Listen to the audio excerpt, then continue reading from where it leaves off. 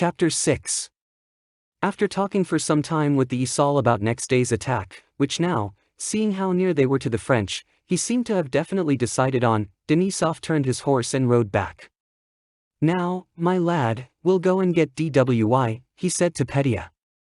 As they approached the watchhouse, Denisov stopped, peering into the forest. Among the trees a man with long legs and long, swinging arms, wearing a short jacket, bast shoes, and a Kazan hat, was approaching with long, light steps. He had a musketoon over his shoulder and an axe stuck in his girdle. When he espied Denisov, he hastily threw something into the bushes, removed his sodden hat by its floppy brim, and approached his commander. It was Tikhon. His wrinkled and pockmarked face and narrow little eyes beamed with self-satisfied merriment.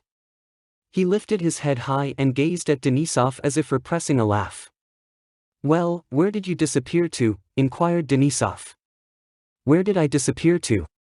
"I went to get Frenchmen," answered Tikhon boldly and hurriedly, in a husky but melodious bass voice. "Why did you push yourself in there by daylight?" "You ass!" "Well, why haven't you taken one?" "Oh, I took one all right," said Tikhon. "Where is he?" "You see, I took him first thing at dawn," Tikhon continued, spreading out his flat feet with outturned toes in their bast shoes. "I took him into the forest. Then I see he's no good and think I'll go and fetch a likelier one. You see?" "What a woke, it's just as I thought," said Denisov to the esaul. "Why didn't you bring that one?" "What was the good of bringing him?" Tikhon interrupted hastily and angrily, "That one wouldn't have done for you. As if I don't know what sort you want. What a brute you are." "Well? I went for another one," Tikhon continued, "and I crept like this through the wood and lay down." He suddenly lay down on his stomach with a supple movement to show how he had done it. "One turned up and I grabbed him, like this." He jumped up quickly and lightly. "Come along to the colonel," I said. He starts yelling, and suddenly there were 4 of them. They rushed at me with their little swords. So I went for them with my axe. "This way, what are you up to?" says I. "Christ be with you," shouted Tikhon, waving his arms with an angry scowl and throwing out his chest. "Yes, we saw from the hill how you took to your heels through the puddles," said the esaul, screwing up his glittering eyes. Petya badly wanted to laugh, but noticed that they all refrained from laughing. He turned his eyes rapidly from Tikhon's face to the esaul's and Denisov's, unable to make out what it all meant. "Don't play the fool," said Denisov, coughing angrily. "Why didn't you bring the first one?"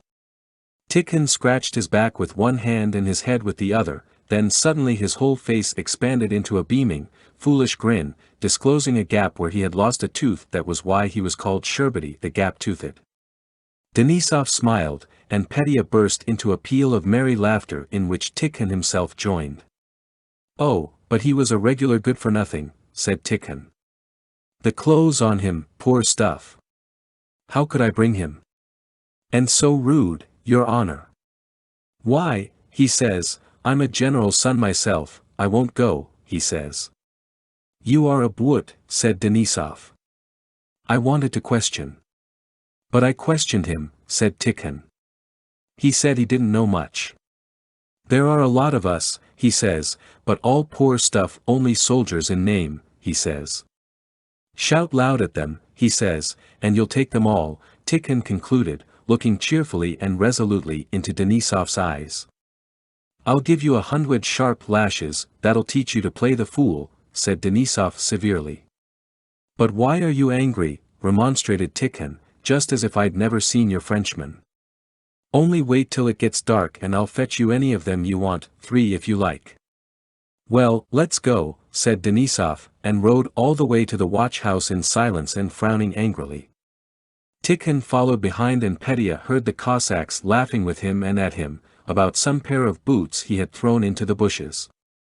When the fit of laughter that had seized him at Tikhon's words and smile had passed and Petya realized for a moment that this Tikhon had killed a man, he felt uneasy. He looked round at the captive drummer boy and felt a pang in his heart. But this uneasiness lasted only a moment. He felt it necessary to hold his head higher, to brace himself, and to question the esaul with an air of importance about tomorrow's undertaking, that he might not be unworthy of the company in which he found himself.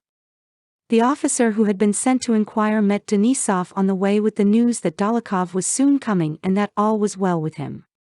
Denisov at once cheered up and, calling Petya to him, said, "Well, tell me about yourself."